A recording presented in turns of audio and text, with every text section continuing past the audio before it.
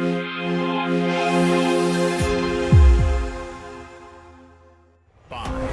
4, 3, 2, 1. Where most racing games have to make the difficult decision of choosing between being an arcade racer that's all about pure fun and being a full-on simulation of a particular motorsport, or I guess there is the third option of going down the middle for the whole sim-cade genre, Dakar Desert Rally is a game that just goes, yes, I'm all of these things. This checks all of the boxes when it should really only be allowed to tick off one.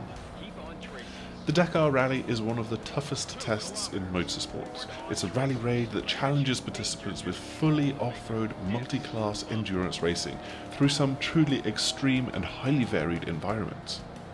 While it used to bounce from one country to another, the last few years have seen it racing exclusively in Saudi Arabia, and because of that, similar to the Tour de France, it gets to explore the diverse biomes of the country, from desert to shrubland, steppes and mountain ranges, and all of the weather conditions, which can go from scorching sun to monsoons and even snow up in the mountains.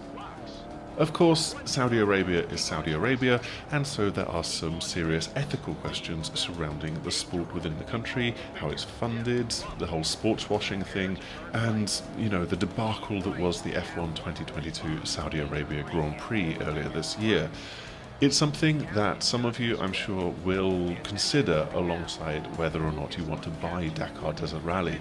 But for now, let's just look at its video gaming credentials. We got to sample both ends of the racing genre spectrum within Dakar Desert Rally, but what we were able to capture during our limited time with the game was the sport mode. This is the more arcade-like side of the game, where it will hold your hand similar to many rally racing games. It will still build on the foundations of a comprehensive recreation of the sport, so there's all of the vehicle damage, there's the simulation of different parts, and the need to fix things up between stages. There's also all of the authentic vehicles across multiple classes. There's 30 stages, which have been taken from the 2020, 21 and 22 Dakar Rally, and they're all set within this vast open world rally map. Then there's the dynamic time of day and weather and all of these other elements being thrown into the mix. The sport mode makes all of this rather immediate and accessible. You get off to a rolling start alongside a field of other vehicles, and then you're following waypoints and markers, and you've got a standard rally game co-pilot with the little icons along the top of the screen. While there will be a designed route through the environments, you're also given plenty of license to go off script a little, so long as you hit the next GPS marker successfully. As I was racing in this event, I took a bit of a wrong turn, had to turn around, and lost a lot of time to my competitors. But with the developers on hand behind me and their more encyclopedic knowledge of the game, they were keen to then point out the various shortcuts, the jumps, the bumps, and things that I could do instead of just following the tracks in the sand. That is what you're seeing in the background, and it is pretty fun and accessible. But I'm not going to mince words here when I say that there is a huge step up in challenge when selecting the professional difficulty level. It's like the guiding rails down the side of a metaphorical bowling alley have been removed. Now, instead of having the handy visuals to lead you to the next point, you've got nothing but a compass and a digital roadbook. You'll have to learn how to read the roadbook if you want to have any kind of success here. You'll quickly pick up what it means to follow traces, which is just follow the tracks in the sand basically.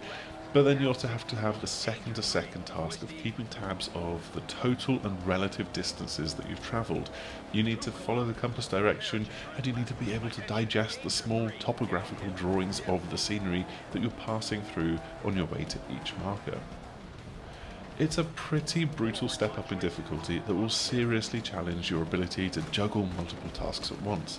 And as I was driving in this mode, I spent pretty much half the time just trying to stare at the roadbook to figure out what I needed to do next.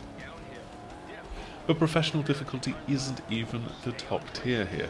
You've also got a simulation difficulty, and this removes even the ability to reposition your vehicle from the menus, have autosaves at each waypoint, and it increases the repair costs between stage. You've also then got the speed of the AI that you're competing against to make this an even sterner challenge. Catering to both ends of the racing game spectrum is a pretty daunting task to take on, but even from a relatively short hands-on, it feels like Dakar Desert Rally is pulling it off with aplomb. The sport mode should make this game thoroughly accessible, but then there's fathoms of depths to the challenge that having to race and navigate from the roadbook will offer for more sim racing minded players. Dakar Desert Rally is coming out in just a few short weeks on the 4th of October, but that's all that we've got to show you in this video. Hopefully you've enjoyed what you've seen, and if you have, make sure to like, subscribe, do all of the other usual YouTube-y things before you go, and hopefully we will see you again soon. Goodbye! Well done, partner. Next stop, winner's podium.